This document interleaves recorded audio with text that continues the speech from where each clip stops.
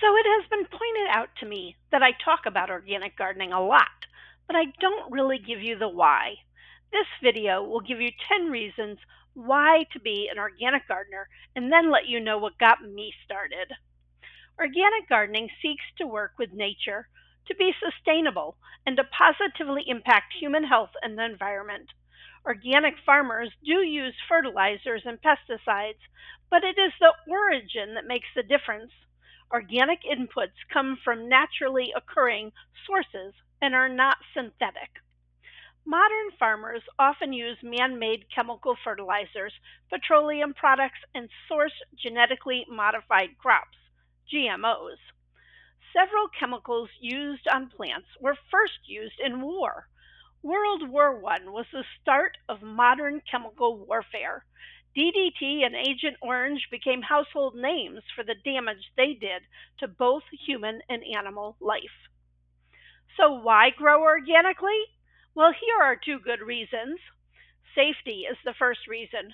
We want our families to be safe.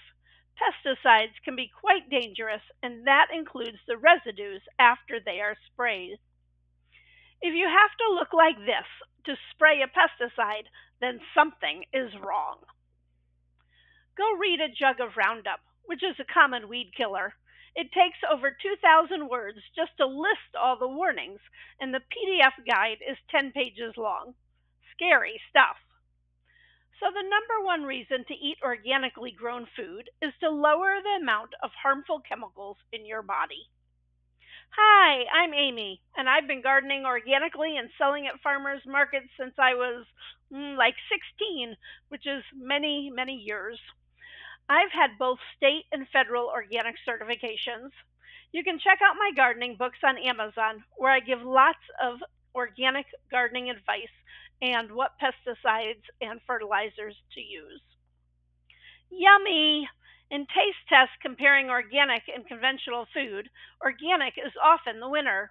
Some scientists attribute this to higher soil fertility and higher oxidants. Chief Chiefs. Chefs often say that organic growers use heirloom varieties. These older varieties are known for their flavor. Hybrids are developed for picking and shipping qualities. Anyone who has had a store tomato knows this is true. As well as taste tests, there have been several studies comparing the nutritional levels between conventional and organically grown crops. Well, we definitely need more research. In one study by Yelena Hallman, organically grown tomatoes had higher levels of vitamin C and antioxidants, including lipocene and potassium. So, for us to have healthy bodies free of chemicals, we need healthy food. That means healthy soil. Organic gardeners create healthy soil by adding nutrients such as compost and minerals like rock phosphate. These practices improve soil structure, enhance the nutrient content, and increase the soil's ability to retain moisture.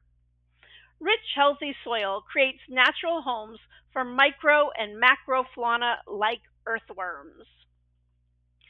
Soil depletion happens when crops are raised in the same location annually without improvements in the soil.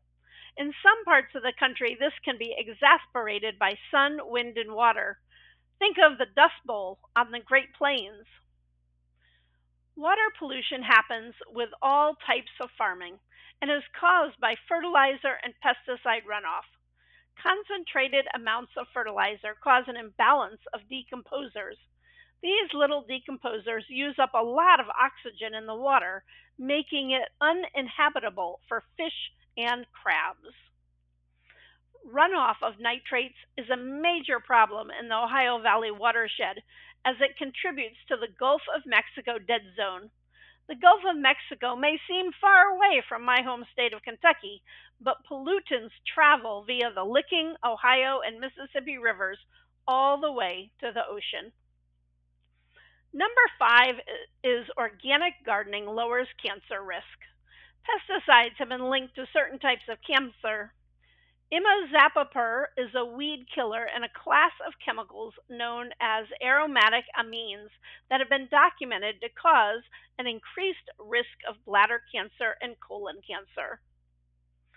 Organic agriculture is safer for farm workers. Conventional farmers and their employees are often exposed to high levels of toxic chemicals as they work. They are often unaware of exposure or do not receive protective gear and may not be able to make educated decisions about their risk. Workers who reported farm work as their primary occupation suffer elevated risk of prostate cancer, esophagus cancer, and oral cavity cancers. Also, as an FYI, I do have links to studies in the blog post. Speaking of farm workers, number 7 is about supporting your local farmers and supporting our local economies. Many organic farmers are small local farmers. Buying organic food supports their family farms and regional economies. I sold at farmers markets for many years and love them. The connections with other farmers and the community are incredible. Buying organic supports the small farmer who often has expensive startup costs. Farming is not cheap, especially if the farmer needs to buy land. In addition, the USDA requires organic farmers to go through a costly and paperwork intensive process to become organic. In this country, large industrial farmers often receive payments in the form of agricultural subsidies. This payment is given to farmers to supplement their income and control the commodity market. The USDA reports that taxpayer monies currently pay about $30 billion per year to support crops such as corn, wheat, cotton, dairy, tobacco, pork, and beef. Genetically modified organisms, or GMOs, have been prevalent in food crops, especially corn, soy, zucchini, yellow squash, pineapple, and papaya.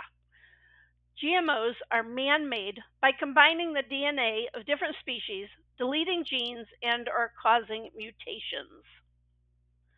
The purpose of developing GMOs is to make the crops hardier and more disease resistant. In some cases, they become resistant to herbicides so they can outperform the weeds. One example is Bt toxin GMO corn. The corn is developed to kill nematodes and corn borers, but also kills related species of butterfly larvae and bees. However, the best laid plans of mice and men don't always work. A classic book, by the way. In a rendition of Survival of the Fittest, weeds such as ryegrass and horseweed have developed resistance to herbicides. This has resulted in chemical companies creating stronger chemicals that are more toxic and farmers spraying more frequently. A good organic farmer supports biodiversity and wildlife habitat. Because many heirloom vegetables are open pollinated, an organic farmer encourages beneficial insects such as bees and butterflies.